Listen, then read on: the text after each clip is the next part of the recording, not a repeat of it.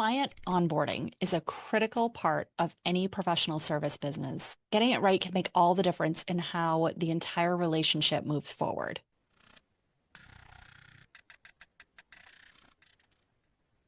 Today, I want to show you how we handle our client onboarding process, both with a combination of manual and automated steps using GoHighLevel, QuickBooks, and our project management system, Teamwork. What I'm going to focus mostly on is the high-level automations and document signing. Document signing is probably one of the pieces of GoHighLevel that people overlook or might not even realize exists. And the fact that you can combine your CRM, payment processing, document signing, and workflow automations all together in one system means that you can effectively automate a very good portion, if not all, of your client onboarding. So let's dive in and take a look. All right, here we are inside of GoHighLevel, or better yet, our version, Marketecs Engine. We are in a demo account. However, I have duplicated the processes that we actually use for our marketing agency clients here in this demo account so that I can walk you through the steps of what we do and how we do it, and we'll even take a look at the different functions within the workflows. So there are two pieces that we're going to look at. In the payments section here on the left, under documents and contracts, there are templates, and we have a client contract. In addition to that, in the automations section, and I'm going to open this in a new tab, which I am totally guilty for having multiple tabs open when working in GoHighLevel. In our automations section here, we have a folder for new client onboarding, and we have two automations connected to our client contracts that are actually fairly simple and really help to streamline the whole process.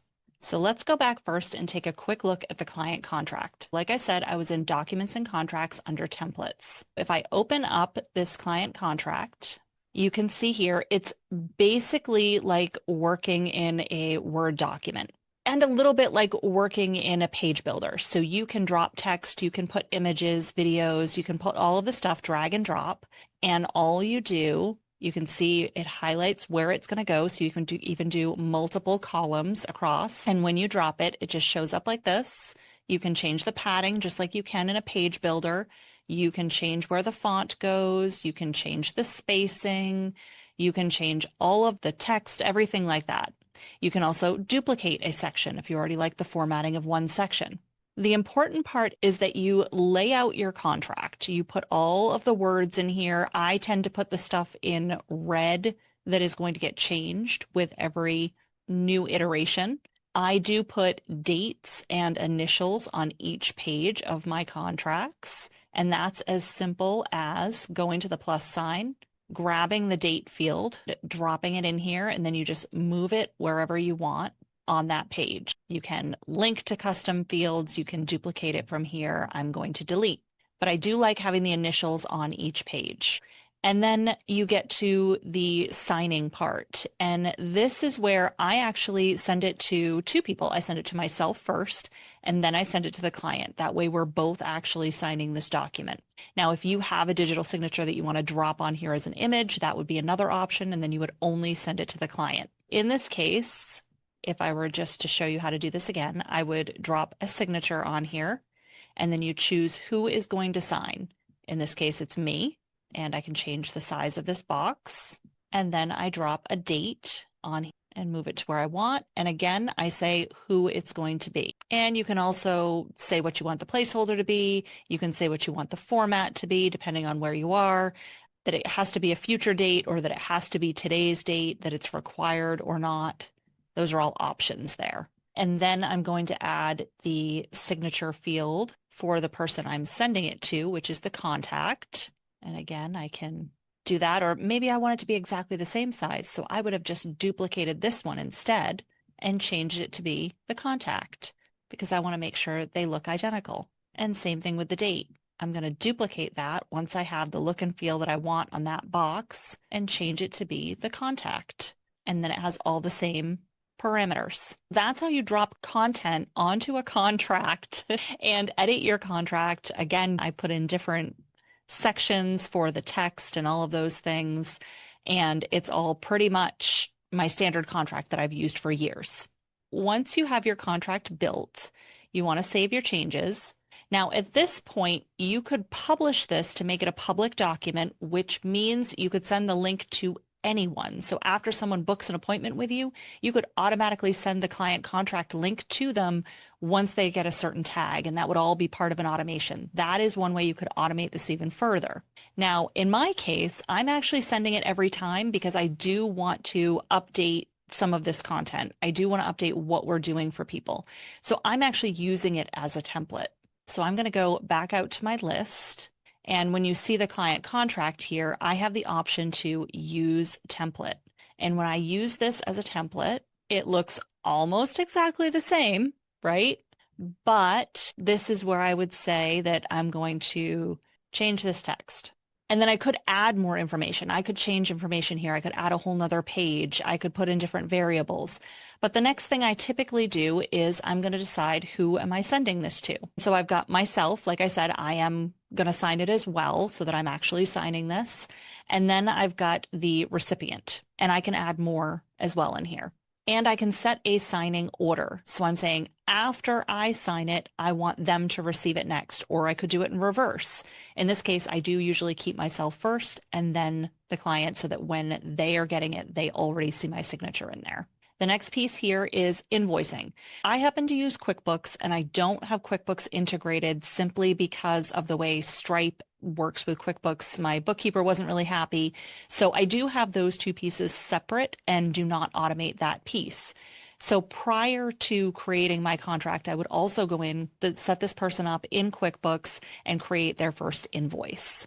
But if you wanted to collect payment through this system using Stripe, using PayPal, using whatever you have connected, you could actually set this up to send the invoice or enable auto pay exactly when you're sending this contract out. And it could be one time or reoccurring. In my case, like I said, I'm not typically collecting marketing payments through here. I'm interrupting this video to make sure that there is no confusion about HighLevel or about how to work with me. If you want to try HighLevel but don't want to waste months trying to figure it out, I have two very clear options for you to consider. If you're looking to build an agency or a SaaS business, head over to marketecs.com/HighLevel. By using our affiliate link, which costs you nothing, you will get the following bonuses. Our Marketecs Engine Core Snapshot. This is all of the features that we install in every new Marketecs Engine user account, and we're giving it to you for free as an affiliate. Our onboarding guides and access to our private community. An invitation to join our weekly live office hours, where I personally will answer questions and even share tips that I've learned throughout the week. And I'm constantly learning. There is so many new features and things to learn in this industry as a whole, not to mention within the HighLevel platform. Plus, we'll give you our additional templates, checklists, and migration guide. That's option number one. Option two is if you are a business owner just looking to improve your own tech stack and you don't want to do it alone. You would like a trusted strategic partner in your corner that speaks the language, brings you time-tested automations, proven strategies, and up-to-date learning. Then go to marketexengine.com and book a consultation with me to learn more about our high-level agency, Marketecs Engine, and joining our ecosystem. I am also currently offering discounts on one-on-one consulting to any of our affiliates and high-level users. So whether you're building an agency or building a business, pick your path and let's drive results. Now, back to your regularly scheduled programming. Next, in the setting, you have the option to override the from, name, and email. You can change the document name, how you want this to look. I typically have Marketecs client contract and then the client name after that. You can choose the email template that you want. And I actually did build a template for ours. So pre-built a template showing how I wanted all the content to come through and the wording that I wanted on there. And then this enable redirection after URL. This is where I actually put the QuickBooks invoice link. So again, even though I'm not fully automating this process, I'm adding some automation in between the manual steps where I'm comfortable. And that's why I was saying that what I'm doing is sort of a simplified process or a combination hybrid process of automating my onboarding. So I go to QuickBooks, I set them up, I create the invoice, I come in here, I update the contract, I put the invoice link, enable redirection. So as soon as they sign the contract, they're sent directly to the invoice. I don't have to send that to them. Another option might be to upload an invoice here as a PDF if you prefer. Once you've gone through all of your settings here, You can do a preview. You can download it as a PDF. You can convert this one to a template if you're like, oh, I made some changes that I want to save. You can add an expiration date, which I do recommend, and this will notify people with an expiration within 1 day of the expiration. So that's a nice feature. Again, something else you don't even have to put in your automation. Just remember that you have this turned on. I do typically add that expiration date, and then I would save my changes, and then you send. Now, this would tell you if you had things that were incorrect. I did not put in a URL and I did not put in a real person. So let's see if we can fix that real quick and get it to send. All right, I'm hitting the send again. And you can see here what the default email looks like as well. This actually gives you the preview that we didn't have previously.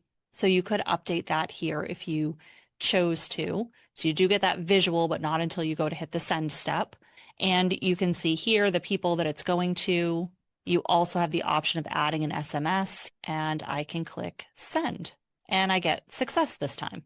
All right, now if I go back out to my contract list, you'll notice I now have waiting for others, and this was the one that I just sent. As people sign off on it, you'll be able to actually come in here and view it and download it and all the things that you need to do.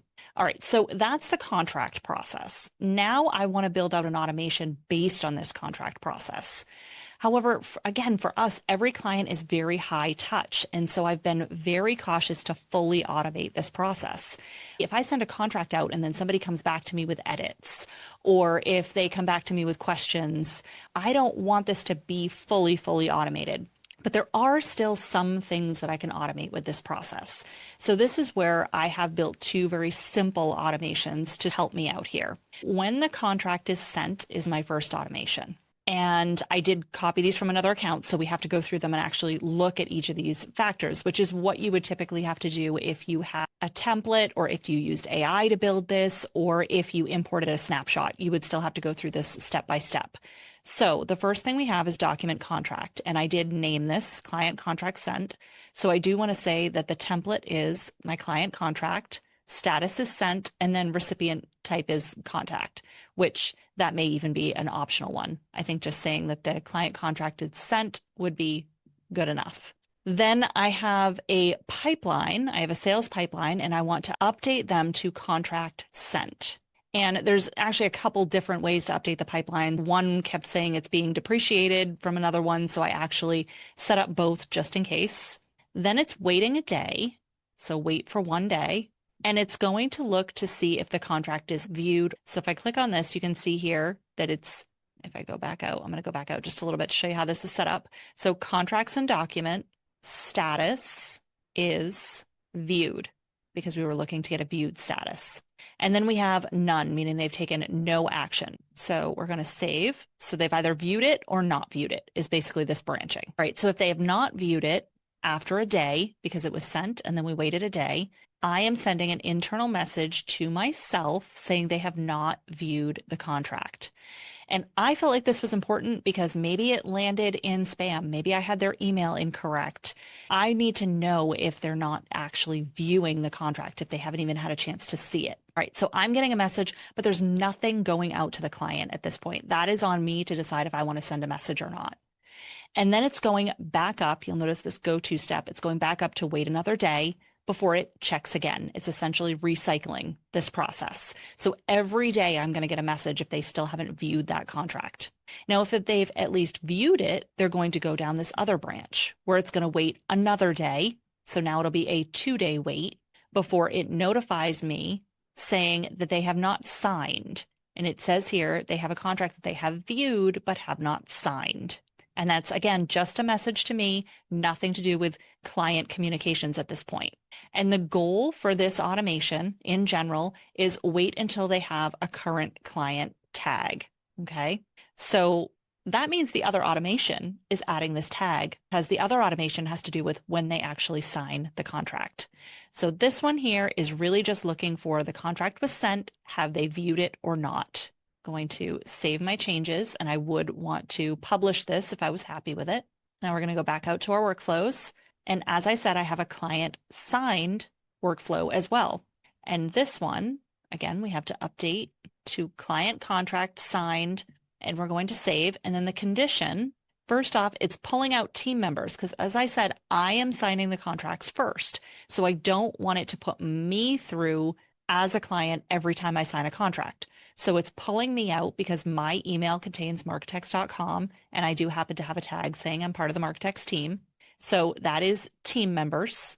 And that could be if somebody else was signing our contracts, that would work as well, versus clients. So that's the branching here. Are they team members or are they clients? If they're clients and they've signed the contract, which was our trigger, they are now being removed from the other workflow. So they're being removed from the client contract sent workflow. Their pipeline stage is being updated to contract signed. So again, it's moving them through our opportunity pipeline. We don't have to manually do that. And I did double up on the 2 ways to do that. It's also updating the contact type to customer at this point. And here's where it's adding that current client tag, which is the goal of our other workflow. So there's kind of 2 ways they could get pulled out of the other workflow. They're hitting this goal, and we're actually saying remove them from the workflow. And then I'm getting a notification here saying client contract sign with the contact name, and I'm getting all the information. I'm also getting a list of, hey, here's the things you might want to check up on. Now, we already sent the invoice because that was our link after they signed the contract. Then we have a teamwork project set up, Dropbox folder, which we typically do. We send a welcome email and we book an onboarding call. So this is some of the stuff that we do, and some of this could still be automated further. This is where I tend to automate slowly and thoroughly, sort of one step at a time. Once I'm happy with this process, I will look at what else is on our to-do list. What could I possibly add? Could I maybe include the welcome message here in this automation or create another automation that starts out the welcome message? Those would be the reasons to make this to-do list and then just start looking at it. And every time you automate one piece, see if there's a next piece that you could automate, because our emails and our onboarding call are all definitely part of the high-level system. So that's my notification. And then this is another piece that I was able to automate. So in our project management system, which is Teamwork, I can auto create tasks from an email address. So I just put in a custom email. So this is a notification going to a custom email, and it is actually including all the information and all the stuff that we still need to do, or the stuff that is typically on an onboarding process. So that all gets created. And then it waits a day.